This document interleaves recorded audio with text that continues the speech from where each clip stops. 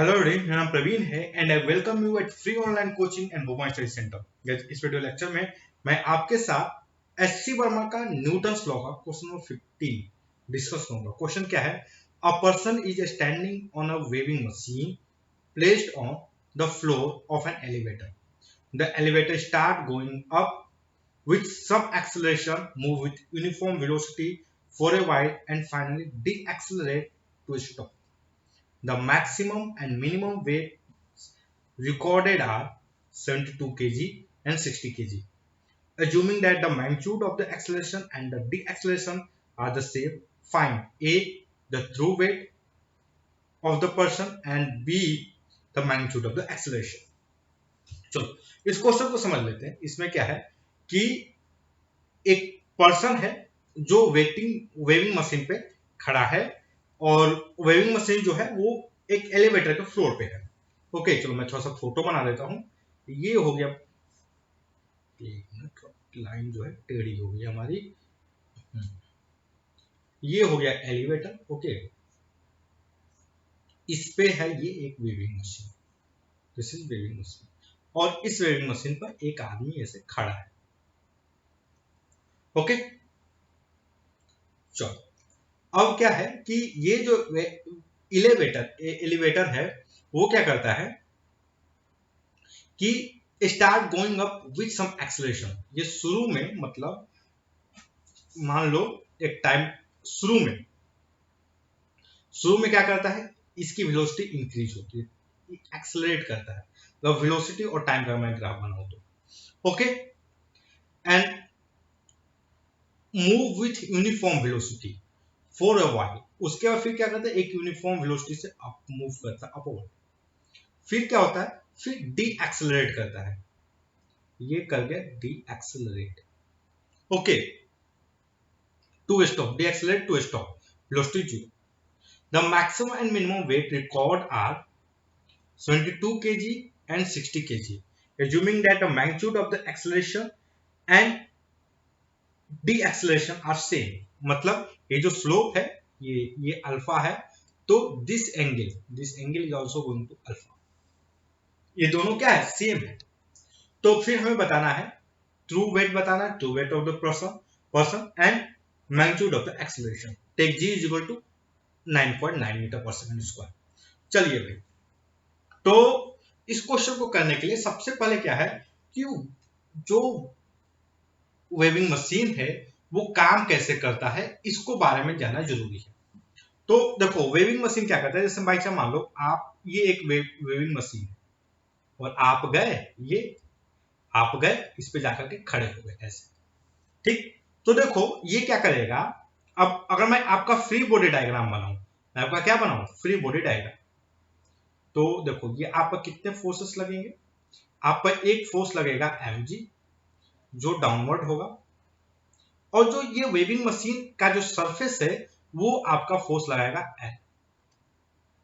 Okay, और जो waving machine है वो क्या कैलकुलेट करेगा, वो इस N की वैल्यू कैलकुलेट कर लेगा और जो वैल्यू आएगी उसको G से डिवाइड कर देगा। मतलब क्या, आपका जो वेविंग मशीन बेसिकली देगा क्या, जो वेट हो रहा है वेविंग मशीन के हिसाब से वो होगा आपका N/G। ओके, तो हमें बेसिकली क्या करना है कि जो भी अलग अलग कंडीशन है उसके हिसाब से N की वैल्यू निकालनी है और G से डिवाइड कर देना है, और जो आएगा वो हो गया वेट। ओके, चलो, तो वेविंग मशीन कैसे फंक्शन करता है आई होप कि आप समझ गए होंगे। अब हम चलते हैं क्वेश्चन का फ्री बॉडी डायग्राम बनाने। मतलब ये जो आदमी है इसका फ्री बॉडी डायग्राम बनाना है, और हमने ऑलरेडी बना चुके हैं। हमने फ्री बॉडी डायग्राम क्या है ऑलरेडी हम बना चुके हैं। तो चलो इसका फ्री बॉडी डायग्राम ये हम बन चुका है। ओके, अब हम क्या करते हैं, मोशन का एनालिसिस करते हैं। तो देखो शुरू में क्या है कि ये एक्सेलरेट हो रहा है। देखो मोशन का एनालिसिस करने के लिए मैंने यहां पर ये ग्राफ बना दिया है। तो शुरू में देखोगे ये ए से क्या हो रहा है, एक्सेलरेट हो रहा है। उसके बाद फिर एक्सेलरेशन क्या हो जा रहा है, जीरो। और फिर कुछ देर बाद क्या हो जा रहा है, मतलब यहाँ पर एक्सेलरेशन ए है, यहाँ पर एक्सेलरेशन जीरो है, और यहाँ पे डी एक्सेलरेट हो रहा है। ओके, तो देखो इस ड्यूरेशन में अगर मैं लिखूं, इस ड्यूरेशन में अगर मैं लिखूं मतलब एक्सेलरेशन वगैरह का, मैं जरा जो न्यूटन सेकेंड लॉ लगाऊं, व्हाट कैन आई राइट? ये अपवर्ड एक्सेलरेशन है। शुरुआत में एक्सेलरेशन क्या है? अपवर्ड है, मतलब जो ये इस डायरेक्शन में एक्सेलरेशन हो रहा है। Okay, so what can I write?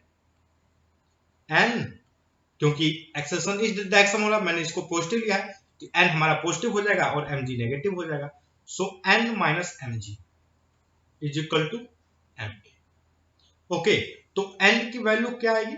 N की वैल्यू आएगी एम ए प्लस एम जी। ओके, और हमारा वेट कितना आएगा? देखो इस केस में अगर देखोगे तो ये हमारा एन हो गया। ओके, चलो ठीक है, वेट में हम कुछ देर बाद डिस्कस करते हैं। दूसरा केस देखते हैं। दूसरा केस में क्या है कि ये वाला जो केस है, ये वाला जब एक्सेलरेशन जीरो था, तो एक्सेलरेशन जीरो था तो इस केस में क्या आएगा? N is equal to M ji. Okay, when acceleration is zero then N is equal to M G. This is the case two. और थर्ड केस क्या है? जब ये एक्सेलरेशन डाउनवर्ड था। Okay, so what can I write? M G minus N is equal to M N. Okay, तो चलो अब इस केस में देखो एन की वैल्यू निकाला जाए। एन की value, N is basically M G minus M A. Okay, N is equal to M G minus M A. तो देखो गाइस, इसमें मैक्सिमम वैल्यू ऑफ एन क्या है? मैक्सिमम वैल्यू ऑफ एन देखोगे तो so this is the maximum value of N. इस case में देखो ये क्या है?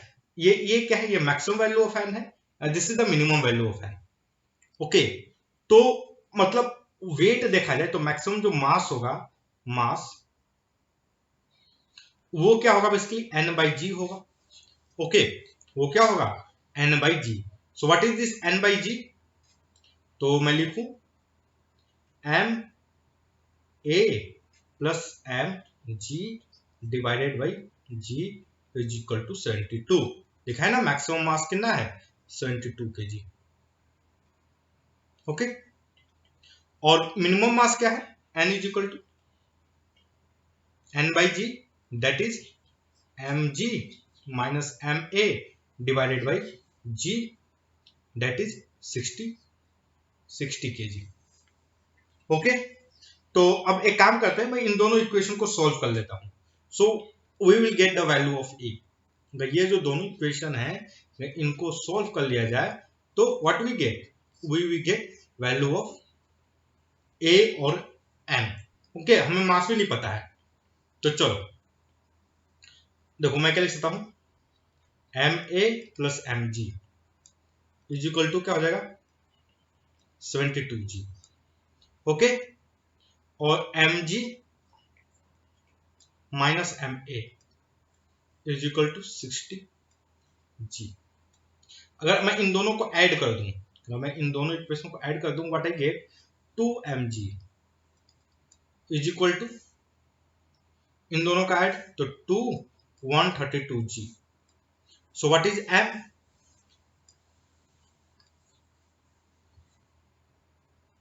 एम इज बेसिकली जी से g cancel, that is 66 kg।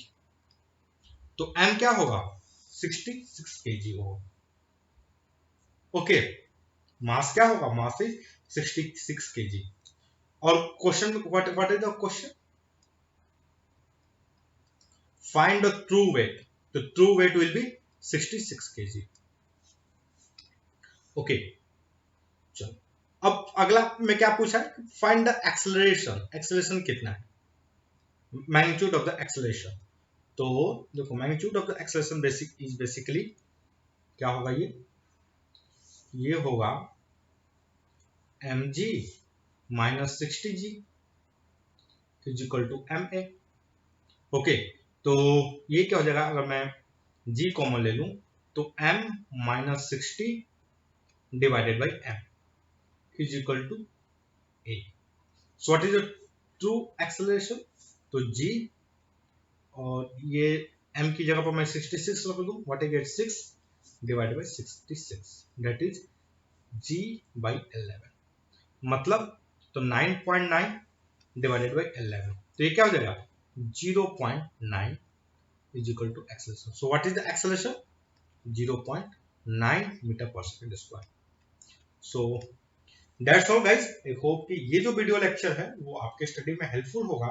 And guys if you like my video then don't forget to subscribe my YouTube channel free online coaching and Bhuma Study Center. Thank you for watching. Have a nice day.